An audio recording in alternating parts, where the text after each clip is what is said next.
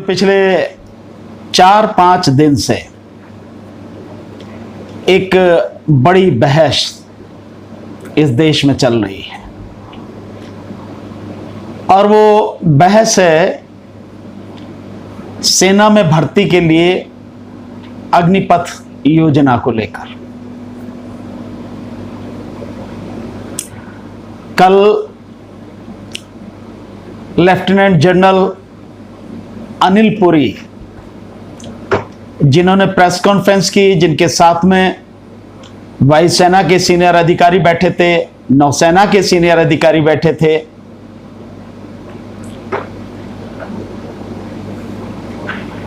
उन्होंने अपनी press conference में एक बात बिल्कुल क्लियर कर दी कि उनके हिसाब से, सरकार के हिसाब से ये योजना वापस नहीं होगी। और आज समाचार आ रहा है कि इस योजना के लिए सूचना भी जारी कर दी गई है, नोटिफिकेशन भी जारी कर दिया गया है। जुलाई से इसकी प्रक्रिया शुरू भी हो जाएगी। थल सेना की तरफ से, वायुसेना और नौसेना की तरफ से भी इसकी प्रक्रिया शुरू हो जाएगी। तकरीबन 46,000 अग्निवीर इस योजना के तहत लिए जाने हैं। करीब 40,000 थल सेना में और 3-3 हजार के लगभग वायुसेना और नौसेना में। बड़ी धूमधाम के साथ, बड़े विश्वास के साथ सरकार की तरफ से न केवल इस योजना की घोषणा की गई, बल्कि सैनिक अधिकारियों के माध्यम से, जैसे व्यापारी अपने किसी प्रोडक्ट को, अपने किसी उत्पाद को, अपने किसी सामान को बेचता है और उसकी खूबियां बताता है, ठीक इसी तरह से सेना के माध्यम से, सेना के अधिकारियों के माध्यम से इसकी खूबियां बताई जा रही हैं। इस प्रोडक्ट को बेचा जा रहा है। चारों तरफ चर्चाएं हो रही हैं, लेकिन सरकार पहले की तरह जैसे जिद्दी होती है वैसे ही काम कर रही है। इसमें सबसे बड़ी जो दुखद बात है वो ये है कि मोदी, प्रधानमंत्री मोदी बिल्कुल शांत हैं, चुप हैं, मुंह पे ताले लगे हुए हैं, जैसे गूंगे बहरे बन गए। और अब रक्षा मंत्री भी शांत हैं। लेकिन जो भी सारी चीजें अब सामने आ रही हैं, उसको पेश करने की जिम्मेदारी सेना को सौंप दी गई है। भारत के इतिहास में यह पहली बार है कि सेना में कोई नौकरी निकाली जा रही है और उसको बताने के लिए, उसके प्रचार प्रसार के लिए, उसकी सेल्स के लिए जो है सेना का उपयोग किया जा रहा है। सैनिक अधिकारी आके बता रहे हैं, ऐसे जैसे पॉलिटिशियंस बताते हैं। पहली बार ये ऐसा हो रहा है। अब बड़ी बड़ी खूबियां बता रहे हैं कि इसमें इतना पैसा मिलेगा और साथ में, पैसे के साथ साथ में आपको और भी चीजें हैं, जैसे जो कैंटीन है, सेना की कैंटीन, उससे सामान खरीदने का अधिकार भी आपको होगा। आपको वर्दी अलाउंस भी मिलेगा, हार्डशिप अलाउंस भी आपको मिलेगा। और अगर इन 4 साल में आप शहीद हो जाते हैं तो आपको 1 करोड़ का, आपके परिवार को इंश्योरेंस भी मिलेगा, मुआवजा बोलें जिसे। और इसके साथ साथ अगर आपको चोट लगती है, 75% आपकी डिसेबिलिटी है, तो 25 लाख रुपए मिलेंगे। और अगर 50% है तो आपको 15 लाख रुपए मिले। साथ में जो एडवर्टाइजमेंट है उसमें कहा गया कि 4 साल बाद जब आपको सेना से निकाल दिया जाएगा तो आपको 10,71,000 रुपए मिलेंगे। कोई कह रहा है कि आपको 20 लाख रुपए मिलेंगे। तो एडवर्टाइजमेंट में जो है 10,71,000 और कोई कह रहा है कि 20 लाख। ये अंतर कैसे है, कैसे जोड़ते हैं?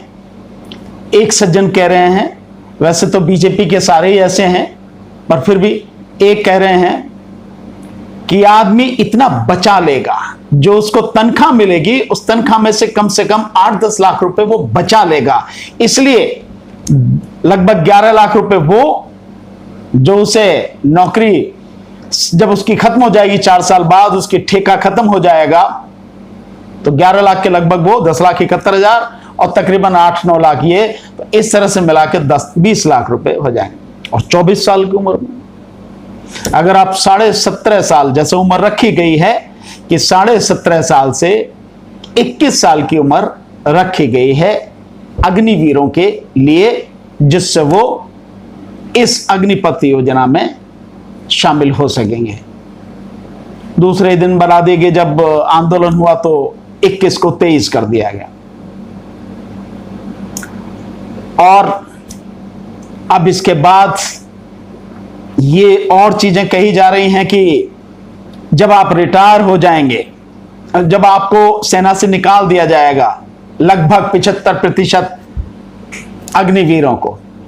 हालांकि यह भी स्टेटमेंट बहुत गलत है, क्योंकि जो कहा गया है वो कहा गया है कि अप टू 25%, अप टू 25%, यानी 25% तक को परमानेंट उसमें जॉब दिया जाएगा सेना में, बाकी 75% को अप टू, यानी हो सकता है, ये कोई जरूरी नहीं है, ज्यादा से ज्यादा ऐसे कह सकते हैं कि ज्यादा से ज्यादा 25% तक को 4 साल बाद नहीं निकाला जाएगा, सेना में रखा जाएगा। लेकिन ये अप टू है, ये 25 की जगह 24 भी हो सकते हैं, 20 भी हो सकते हैं, 15 भी हो सकते हैं, 10% भी हो सकते हैं, 5% भी हो सकते हैं। अप टू है ना, ये बिल्कुल स्ट्रिक्ट ये नहीं है कि केवल कि 25% को रखा जाएगा, 75% को निकाला जाए, ऐसा नहीं। अप टू 25% तक को रखा जा सकता है, संभावना है, हो सकता है सभी को निकाल दिया जाए। तो अगर व्यक्ति 17.5 साल की ही उम्र में भर्ती हो गया तो 21.5 साल की उम्र में वो बाहर आ जाएगा, और जो 21 साल की उम्र में भर्ती होगा तो ज्यादा से ज्यादा 25 साल की उम्र में बाहर आ जाएगा। और अब जिस तरह से इस फर्स्ट चांस के लिए 23 उम्र कर दी गई है, तो ज्यादा से ज्यादा 27 में, जिनके 23 है वो 27 में आ जाएंगे बाहर। ये सारा इसका क्राइटेरिया है। अब जो एक और मजेदार चीजें जो कल लेफ्टिनेंट जनरल अनिल पुरी जिस समय प्रेस कॉन्फ्रेंस कर रहे थे डिफेंस मिनिस्टर से बातचीत करने के बाद में, 2 दिन तक बात हुई है राजनाथ सिंह जी से, जो रक्षा मंत्री हैं, तीनों सेना प्रमुखों की और उनकी, और उसके बाद में जो कल फिर ये प्रेस कॉन्फ्रेंस हुई, उसमें जो उन्होंने बात की, उन्होंने कहा कि इसके बाद में, ये सब बाद के डेवलपमेंट है, पहले नहीं था। बाद के डेवलपमेंट में क्या हुआ, उम्र 21 से 23 कर दी गई, और अब ये कहा गया कि गृह मंत्रालय के माध्यम से कि जो केंद्रीय पुलिस बल हैं, अर्धसैनिक बल हैं, यानी जैसे CISF है, CRPF है, BSF है, ये जो हैं, इनमें 10% तक आरक्षण दिया जाएगा। इन सारी चीजों को एनालाइज करने की, इनका परीक्षण करने की जरूरत है। तो इसको एक एक करके इसका परीक्षण करते हैं साथियों। इसके कई एस्पेक्ट हैं, मैं एक एक करके आपको बताऊंगा। ये जो, और इसके साथ साथ लेफ्टिनेंट जनरल अनिल पुरी ने एक बात और कही कि राज्यों से भी यह कहा जाएगा, और राज्यों से मिल भी रहा है फीडबैक, राज्य कह भी रहे हैं कि हम उन्हें अपने यहां पर सेना में, अपने यहां पर पुलिस में उनको नौकरी में लेंगे। आज एक और चीज, आज ही आई है, कुछ उद्योगपतियों ने भी कहा है कि हम इनको अपने उसमें लेंगे।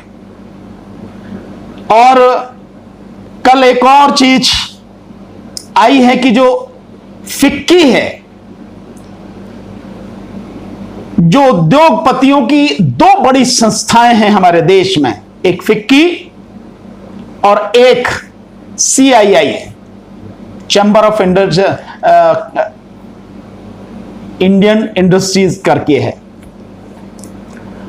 तो ये जो दो बड़ी संस्थाएं हैं CII और फिक्की, इन्होंने कहा है कि जो well trained, well disciplined, skilled जो सैनिक, ये अग्निवीर बाहर आएंगे, हम इंडस्ट्री जो है उनका स्वागत करेगी, उनको लेगी। पहली चीज समझने की यह है साथियों कि जो गृह मंत्रालय की तरफ से कहा गया है कि उनको केंद्रीय सुरक्षा बलों में यानी अर्धसैनिक बलों में, जैसे मैंने बताया CRPF, CISF, BSF वगैरह, इनमें असम राइफल्स में, इनमें लेंगे, और साथ में राज्यों में पुलिस राज्यों की जो है उसमें उनको प्राथमिकता दी जाएगी, 10% आरक्षण दिया जाएगा। मध्य प्रदेश का एक उदाहरण है जिससे हर चीज आपको बिल्कुल क्लियर हो जाएगी, किस तरह से सरकार झूठ बोलती है, गुमराह करती है। हालांकि मोदी सरकार के विषय में और प्रधानमंत्री मोदी के विषय में कुछ भी कहने की जरूरत नहीं, झूठ के अलावा कुछ बोलते नहीं। हर चीज आपके सामने है, जो शुरू से लेकर आखिर तक उन्होंने बोला, और वो झूठ के अलावा कुछ नहीं था। 2 करोड़ रोजगार की बात थी। अभी खुद उनके एक मंत्री जो बिहार के उप मुख्यमंत्री रहे सुशील मोदी, वो कहते हैं कि प्रधानमंत्री ने अपने 7 साल के कार्यकाल में 6,98,000 नौकरियां दी। 6,98,000, यानी 8 साल में आप 8 लाख नौकरियां भी दे नहीं सके। वादा किया था 2 करोड़ नौकरियां 1 साल में देने का। तो प्रधानमंत्री के विषय में कुछ और कहने की जरूरत नहीं। दूसरी बात, मध्य प्रदेश में अभी 60,000 पुलिस वालों की भर्ती हुई। जो वहां पर भूतपूर्व सैनिक हैं उनके लिए 10% जो आरक्षण की बात है, जैसा अब कहा जा रहा है इन अग्निवीरों के लिए, तो उनके लिए 10% आरक्षण की बात थी। तो 60,000 में से 6,000 भूतपूर्व सैनिकों को लिया जाना था। आपको मालूम है कितने लोग लिए गए? मात्र 6। ये इनके कहने और करने में कितना जमीन आसमान का अंतर है, इस बात का अंदाजा आप लगा सकते हैं। कहा जा रहा है आपको, लेकिन लेंगे नहीं, किसी कीमत पर भी नहीं लेंगे। ये केवल झूठ बोलते हैं, झूठ के अलावा कुछ नहीं बोलते हैं। दूसरी बात, इसको थोड़ा सा समझने की कोशिश करते हैं कि जो 46,000 ये अग्निवीर लिए जाएंगे, इन अग्निवीरों में से अगर हम मान लेते हैं अप टू 25%, पर यही मान लें कि 25% को वहां पे परमानेंट सेना में नौकरी मिल जाएगी, और जो 75% हैं वो बाहर कर दिए जाएंगे। तो 75% कितने होते हैं? 46,000 में 34,500, यानी 34,500। तो जो 10% अर्धसैनिक बलों में आरक्षण की बात वो कर रहे हैं, तो क्या ये सारे के सारे 34,500 लोग भर्ती किए जाएंगे उसमें हर साल? तो इसका मतलब यह हुआ कि अगर इन सबको भर्ती करना है तो कम से कम 3.5 लाख पोस्ट, 3.5 लाख की भर्ती हर साल अर्धसैनिक बलों में होनी चाहिए। आप समझते हैं कि हो नहीं सकती? झूठ, कोरा झूठ। अगर अर्धसैनिक बलों में ही इतनी की भर्ती होती तो फिर सेना में क्यों नहीं कर लेते? सरकार बात कर रही है क्योंकि इनकी पेंशन और तनख्वाह में जितना बजट है, जो सेना का बजट है, वो सेना का बजट लगभग 6 लाख करोड़ है, जिसमें से 2.5 से 3 लाख करोड़ सिर्फ जो सैनिक हैं, वर्तमान सैनिक और भूतपूर्व सैनिक, उनकी तनख्वाह यानी उनका वेतन और उनकी पेंशन देने में खर्च हो जाता है। इसलिए इतना बड़ा जो भार है उसको कम करने के लिए यह स्कीम ठेकेदारी पर निकाली गई है। तो किसी भी हालत में 3.5 लाख अर्धसैनिक बलों की जो भर्ती हर साल नहीं होगी। अब ये बताएं, अब इसको हम दूसरे तरीके से देखते हैं कि जितनी भर्ती होगी, माना 50,000 की होगी, 60,000 की होगी, इतनी भी होगी नहीं, तो इतनी जो होगी, मान लीजिए एक बार को कि 50,000 लोगों की 50,000 की भर्ती अर्धसैनिक बलों में हर साल होगी, तो ये जो बाकी हैं 50,000 के हिसाब से 10% हो गया तो 5,000 लेने पड़ेंगे। अगर 5,000 लेते हैं तो निकले कितने हैं? 34,500। और 50,000 की भर्ती में 5,000 भी अगर 10% आरक्षण दे दिया, वो ले लिए, तो कितने आए? 5,000। 34,500 में से बचे कितने? 29,500। वो 29,500 कहां जाएंगे? 29,500 कहां जाएंगे? मैं लिख के दे सकता हूं, एक व्यक्ति को जॉब नहीं मिलेगा, एक भी व्यक्ति को। और इस पर जो पूरी सेना का अपमान किया जा रहा है, या अग्निवीर जिनको कह रहे हैं उनका जो अपमान किया जा रहा है, सैनिकों का जो अपमान किया जा रहा है, बीजेपी के नेताओं द्वारा, बीजेपी के केंद्रीय मंत्रियों द्वारा, वो एक और बड़ी घटना है, बहुत शर्मनाक घटना है। बीजेपी के शायद महासचिव हैं, केंद्रीय महासचिव हैं विजयवर्गीय, कैलाश विजयवर्गीय, वो कहते हैं कि जो अग्निवीर आएंगे, अगर वो माना बीजेपी के दफ्तर में सिक्योरिटी की नौकरी मांगेंगे, तो मैं उनको प्राथमिकता दूंगा। यानी आपको बीजेपी के दफ्तरों में चौकीदार बनाया जाएगा, सिक्योरिटी गार्ड रखा जाएगा। और देश में जो हालत है उसके हिसाब से, यानी एक सैनिक, उसको चौकीदार के लिए बीजेपी के नेता कह रहे हैं। इससे भी आगे बढ़ के जो जी कृष्ण रेड्डी हैं, केंद्रीय मंत्री हैं, वो क्या कह रहे हैं? वो कह रहे हैं कि ये जो अग्निवीर आएंगे, ये अच्छे ड्राइवर होंगे, अच्छे इलेक्ट्रीशियन होंगे, अच्छे धोबी होंगे, अच्छे चौकीदार होंगे। ये जो चीजें कही जा रही हैं कि इनको जो है इसमें जॉब मिल सकता है, यानी कि ये एक सैनिक, जिसके लिए सेना में होना, एक सैनिक होना ही सबसे बड़े गर्व की बात, एक बड़े सम्मान की बात है, उसको बीजेपी के केंद्रीय मंत्री और बीजेपी के महासचिव करके नेता, राष्ट्रीय लेवल के नेता, एक चौकीदार, एक सिक्योरिटी गार्ड, एक धोबी, एक इलेक्ट्रीशियन और एक ड्राइवर, इसकी नौकरी तक ही वो सीमित रखे।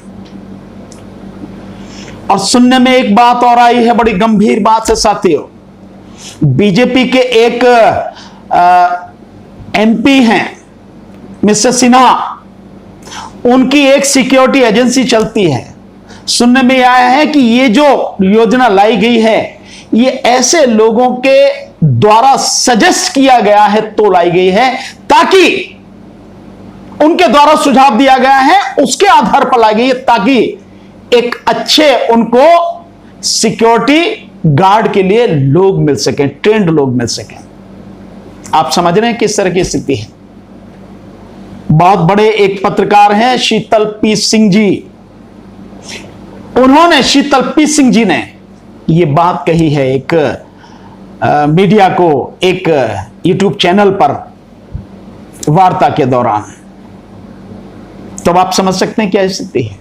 तो क्या मतलब जो सेना में देश की रक्षा के लिए लोग गए हैं, आने के बाद में 4 साल बाद जब उनका ठेका खत्म हो जाएगा, उन्हें निकाल दिया जाएगा, तो उन्हें इन कारपोरेट हाउस में, इन उद्योगपतियों में, यहां इनके यहां चौकीदारी की नौकरी मिलेगी, सिक्योरिटी गार्ड की नौकरी मिलेगी।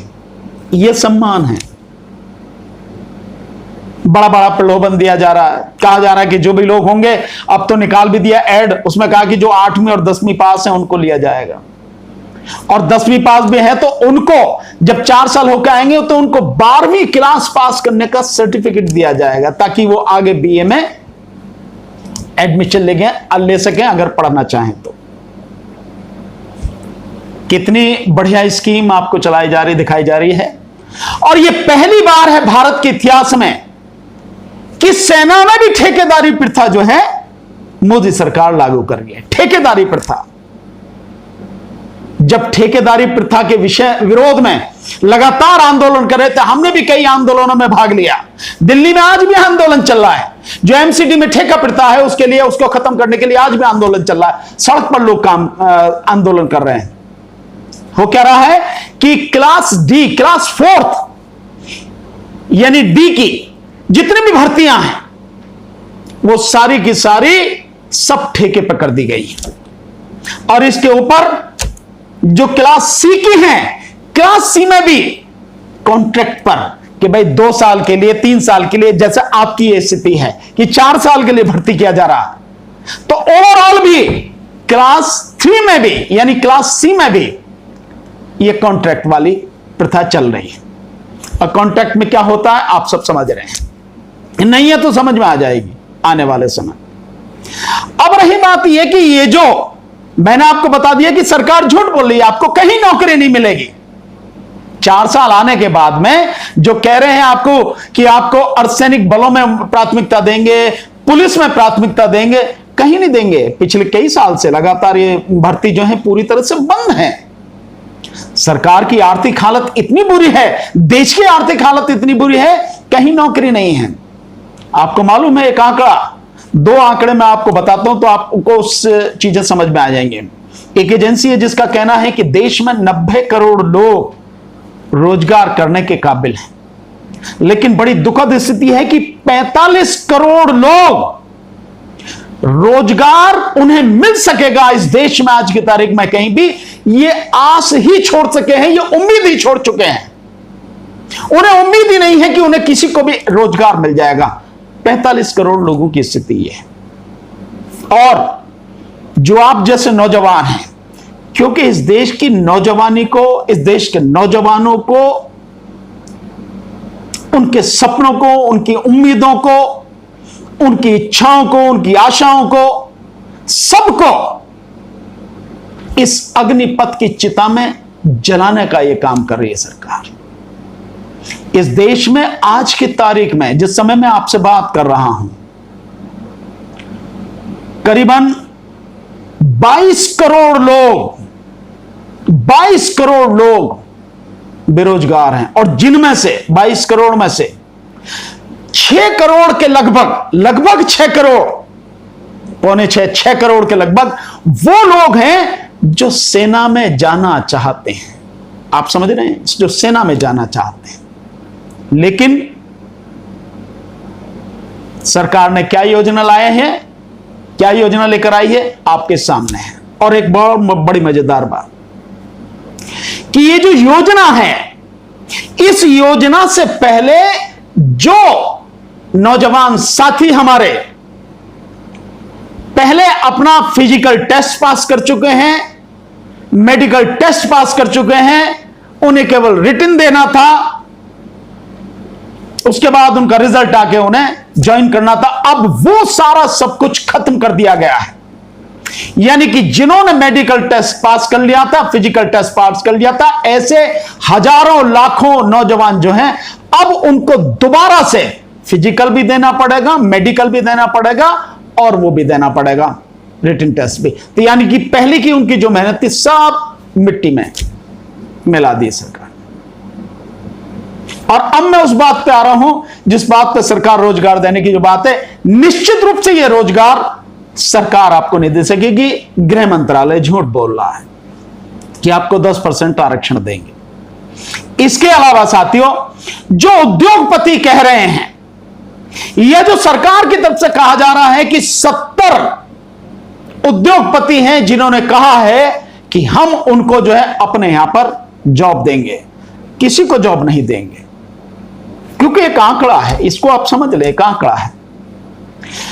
सरकारी क्षेत्र में जितने लोग काम करते हैं उसके जो प्राइवेट क्षेत्र में आते हैं मात्र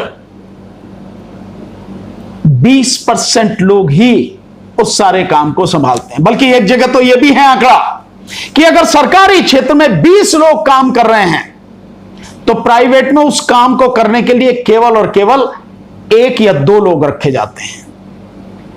आप समझ लें इसको, 1 या 2 लोग, यानी मात्र 10%। पर एक बहुत मोटा आंकड़ा है जिसको सरकार भी मानती है कि अगर प्राइवेट क्षेत्र, अगर सरकारी क्षेत्र में 100 लोग काम कर रहे हैं और वही संस्था या वो उद्योग या वही जो इंडस्ट्री है वो अगर प्राइवेट हाथों में चली जाए तो वो 100 लोगों की जगह ज्यादा से ज्यादा 20 लोग काम करेंगे, 80 लोग बेरोजगार हो जाएंगे। यही सब कुछ चल रहा है। देश को जिस तरह से बेचा जा रहा है इसी तरह से बेरोजगारी बढ़ती चली जा रही है।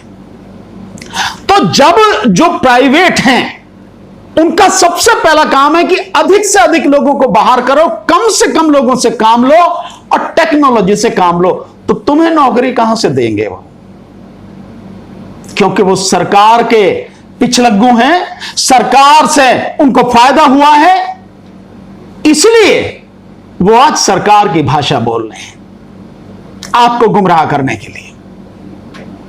अब एक चीज पर और आते हैं साथियों, तो निश्चित रूप से ना तो सरकार जो कह रही है वो वादा पूरा करेगी, आपको कोई नौकरी नहीं मिलेगी अर्धसैनिक बलों में, पुलिस में, और दूसरे जो उद्योगपति कह रहे हैं ना इस जगह आपको नौकरी मिलेगी। अब मिलेगी भी तो क्या मिलेगी? ज्यादा से ज्यादा सिक्योरिटी गार्ड। कितने पैसे मिलते हैं? 8,000, 10,000, 12,000, 15,000, इससे ज्यादा नहीं मिलते हैं। और आप करके आएंगे कितनी? 40,000, 30 से 40,000 की आप करके आएंगे। हालांकि जो आपको 30 से 40,000 जो वेतन दिया जाएगा महीने का, वो भी सरकार में जो चपरासी को पैसा मिलता है उससे कम है, ये आपको दिया जाएगा। और उसमें भी अब मैं आपको और थोड़ा सा क्लियर करके बताता हूं तो आपको सारी चीजें समझ में आएंगी। जैसे सरकार ने कहा है कि 30 से 40,000 रुपए आपको मिलेंगे, तो ये कैसे कैसे मिलेंगे आपको मैं बताता हूं। सरकार ने कहा है कि पहले साल में आपको जो 30,000 से शुरू होगा, हकीकत में सरकार के हिसाब से 30,000, लेकिन जो आपको मिलेगा हाथ में वो 21,000। ये जो 9,000 हैं ये आपके उस फंड में जाएंगे जिसको आप ग्रेचुइटी कह लो या कुछ भी कह लो, जो आपको मिलने वाला है पैसा 4 साल नौकरी आपकी खत्म होने के बाद उसमें जमा होंगे। तो जो पहले साल में मिलेंगे 30,000, उनमें से 21,000 एक्चुअल में मिलेंगे, 9,000 उसमें जाएंगे। दूसरे साल में जो आपको मिलना है वो मिलेंगे आपको 33,000, और उस 33,000 में से एक्चुअल में आपको मिलेंगे 23,100 रुपए। बाकी जो आपके हैं वो सारे के सारे पैसे उस फंड में जमा होंगे। इसके बाद जो आपको तीसरे साल में मिलेंगे, तीसरे साल में आपको सरकार बता रही है कि 36,500 रुपए मिलेंगे।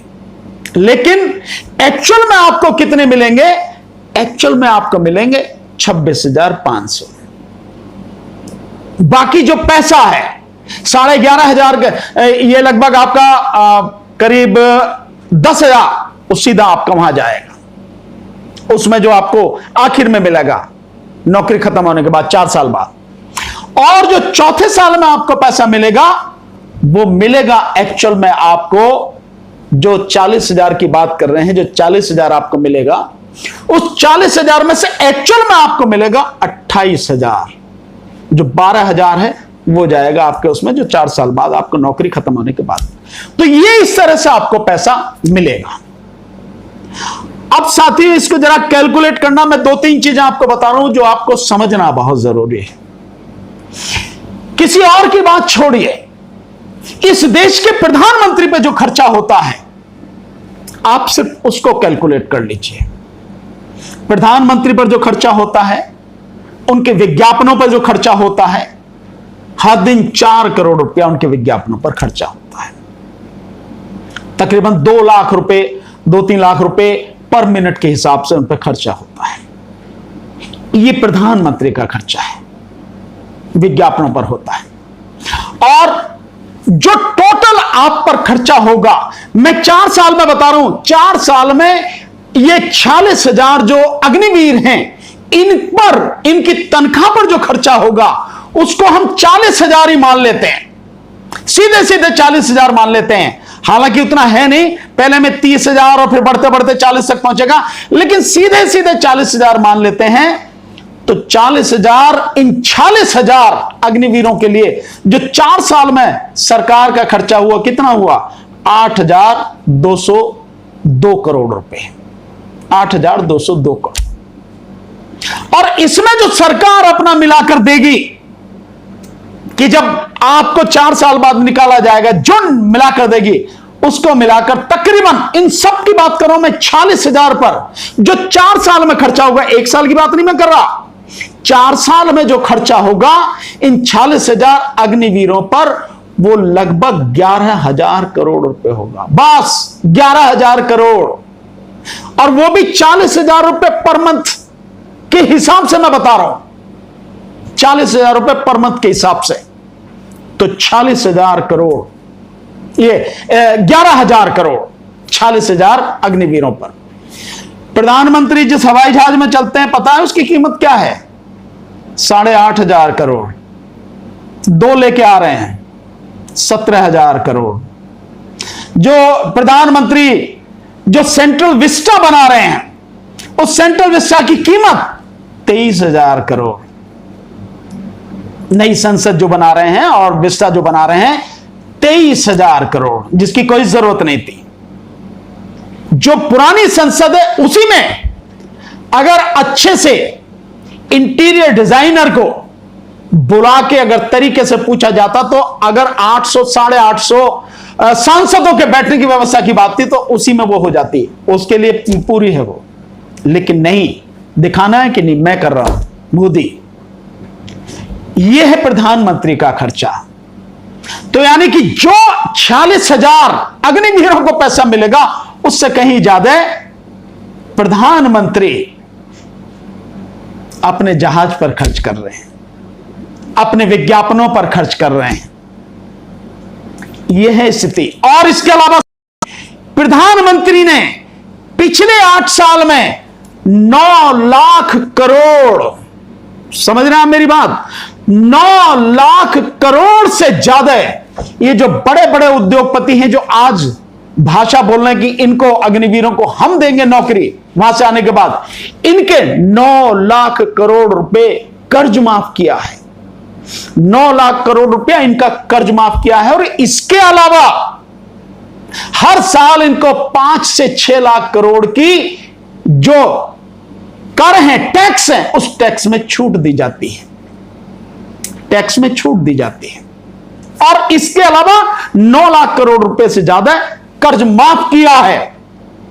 और उसके अलावा उन पर तकरीबन 10 लाख करोड़ रुपया और बैंकों का कर्जा है।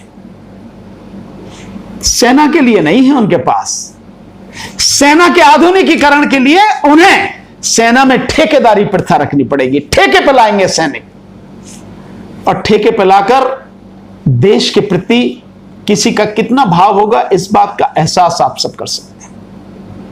सेना में भर्ती केवल एक रोजगार नहीं है, ये बड़े स्वाभिमान, बड़े गर्व, बड़े सम्मान की बात है कि कोई व्यक्ति सेना में नौकरी करे, सेना में जाके देश की सेवा करे, हंसते हंसते जब जरूरत हो तो देश के लिए अपना बलिदान दे। ये बड़े गर्व सम्मान की बात है। और इसीलिए जब कोई शहीद होता है सैनिक और उसका पार्थिव शरीर उसके घर आता है, तो आसपास उसके गांव नहीं, गांव और उसके आसपास के गांव शहरों के लोग इकट्ठा होते हैं, इतना बड़ा सम्मान दिया जाता है। उस परिवार का बड़ा सम्मान होता है जिससे कोई व्यक्ति सेना में जाता है। सब खत्म कर दिया इस देश के नौजवानों को, अग्निपथ की भट्टी में झोंक दिया सरकार ने। और अब सेल्समैन की तरह उसके फायदे गिनाने में लगी है। कोई फायदा होना नहीं है, करना नहीं है, सरकार की नीयत नहीं है। सरकार कह रही है कि हमें नौजवानों की जरूरत है, क्या व्यक्ति 25 साल में बूढ़ा हो जाता है, 27 साल में बूढ़ा हो जाता है, 30 साल में उसमें कोई एनर्जी नहीं रहती है, 35 साल में उसमें कोई एनर्जी नहीं रहती है? अगर उसमें एनर्जी नहीं है तो ये जितने भी नेता हैं जो 70, 72, 72, 75, 80 साल के हो गए, ये काहे के लिए पैटे निकाल के बाहर करो ना? और ये जो ऑफिसर्स हैं जो 60 साल तक के हैं, इवन जो सेना में भी जो ऑफिसर्स हैं जो 60 साल तक सर्विस कर रहे हैं, क्या जरूरत है इनकी? निकाल के बात करो, सेना में है ना।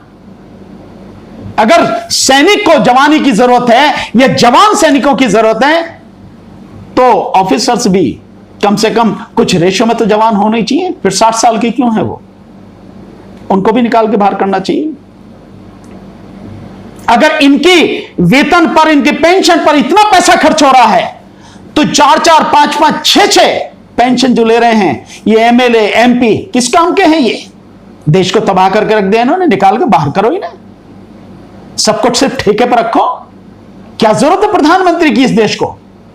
जब सब कुछ निजी हाथों में जाना, सब कुछ ठेके पे ही देना है, सब कुछ तबाही होना है, तो फिर प्रधानमंत्री की क्या जरूरत है? 70, 72 जितने भी साल के हों, क्या जरूरत है उनको? हटाओ ना, तो वहां बूढ़े चल जाएंगे। तो ये जो चीजें हैं इनको समझने की बहुत जरूरत है साथियों। मैं नहीं मानता, और मैं नहीं, मेरे जैसे इस देश में करोड़ों लोग हैं जो इस बात से सहमत होंगे कि 25 साल में, 27 साल में, 30 साल में कोई 35 साल तक कोई बूढ़ा नहीं होता। खूब ऐसा ही जोश होता है। कहने वाली बातें हैं, जो मन में आए कहा जाए। आप अपनी योजना को सही बनाने के लिए जो चाहो कहो, लेकिन जोश कम नहीं होता। जिन लोगों को अवार्ड मिले हैं उनकी उम्र भी देख लो, उनकी औसतन उम्र भी, वो उम्र भी 30 के आसपास ही है। ऐसा कुछ नहीं है जैसा कहा जा रहा है। कोई भी इस तरह के काम होते हैं, कोई भी ऐसी योजना होती है तो सामाजिक राजनीतिक आंदोलन होते हैं। और जब सामाजिक राजनीतिक आंदोलन होते हैं उसमें मुकदमेबाजी भी होती है, एफआईआर भी होती है, लेकिन जैसे वो आंदोलन खत्म होते हैं, उनका हल निकल जाता है, तो उसके साथ ही मुकदमे भी खत्म हो जाते हैं। पर बड़े अफसोस की बात, ये सारे नौजवानों के लिए बहुत ही एक दुखद पहलू है कि कल जब ये प्रेस कॉन्फ्रेंस की गई सेना की अधिकारियों की तरफ से, तो लेफ्टिनेंट जनरल अनिल पुरी द्वारा कहा गया, उसने पत्रकार ने सवाल पूछा था कि जो लोग इस आंदोलन में भाग ले रहे हैं उनका क्या करेंगे, उन्हें लेंगे कि नहीं लेंगे?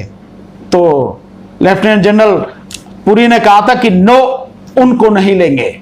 जिनके खिलाफ भी एफआईआर है, जो भी आंदोलन में भाग ले रहे हैं, उनको नहीं लेंगे। इसका मतलब यह है कि जो लाखों नौजवान इस देश का भविष्य जो है, जिन्होंने भी भाग लिया है, उनमें से किसी को भी सेना में नहीं लिया जाएगा, किसी को भी।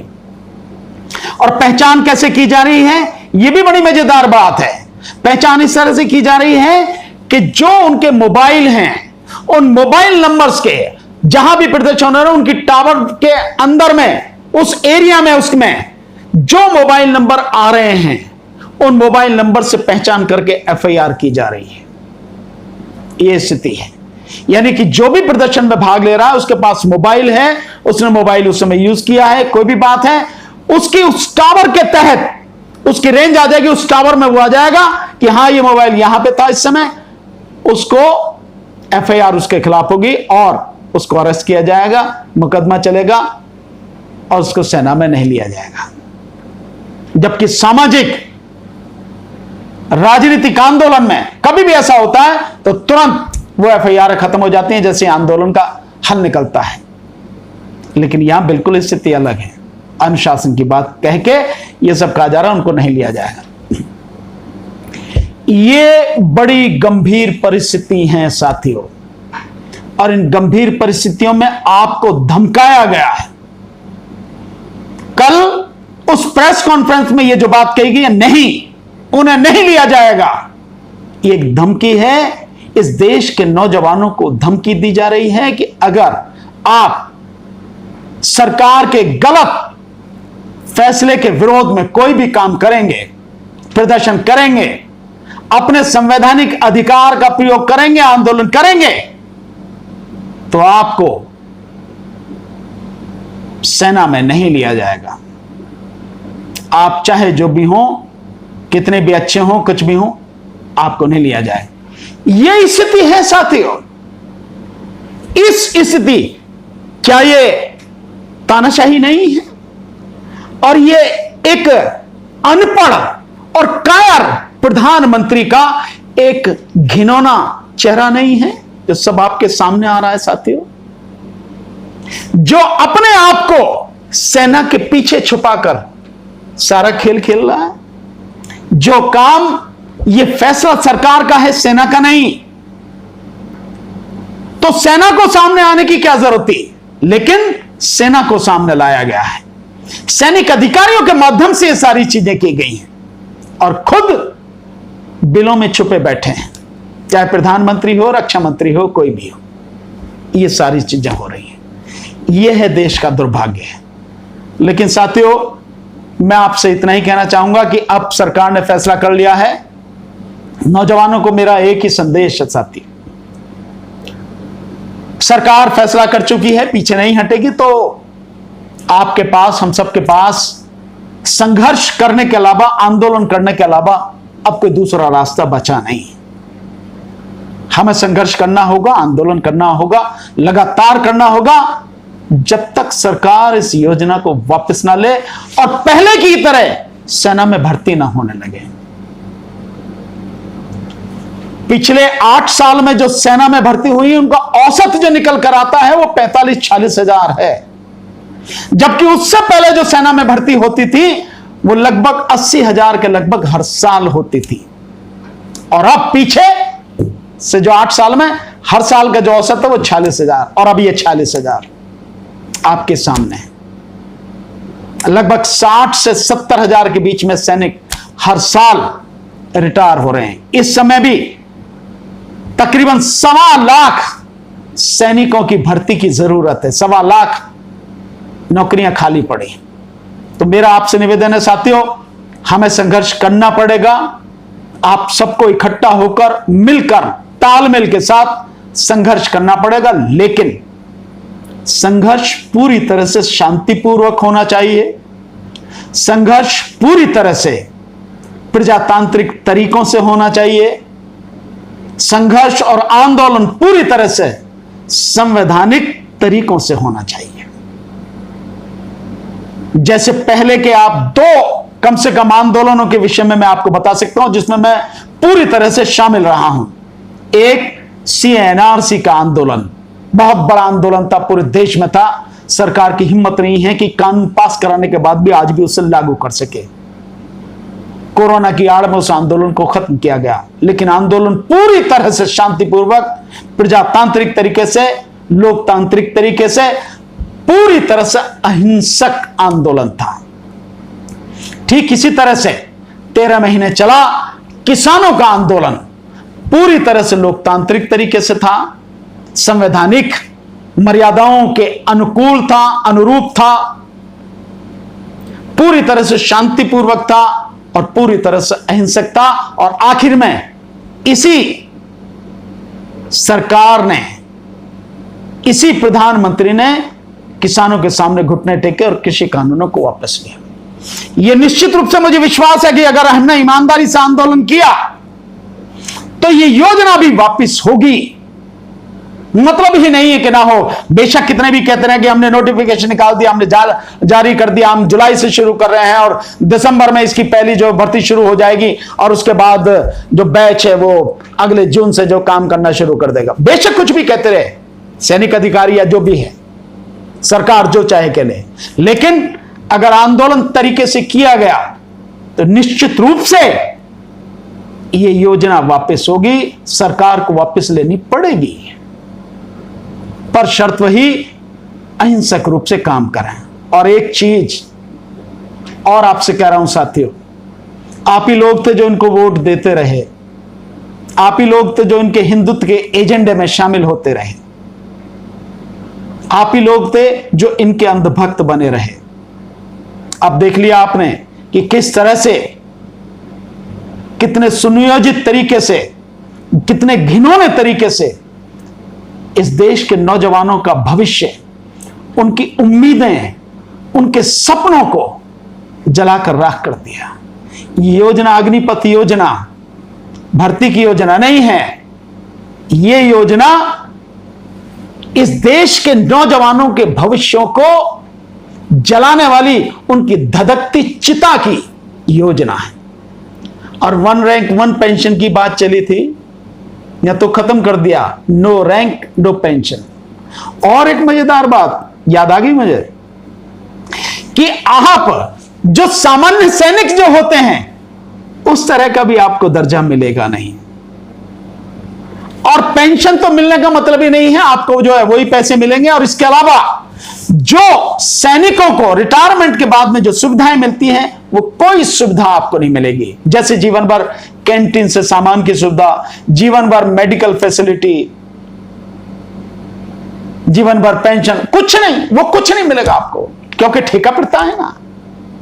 इसलिए साथियों बहुत तरीके से आंदोलन करना है। और एक चीज और मैं कहूंगा, इस देश में ये बीजेपी ही है जो हम सबको हिंदू मुस्लिम के रूप में लड़ाने का प्रयास करती है और देश को तबाह करने के लिए लगातार लगी हुई है, आरएसएस और ये बीजेपी।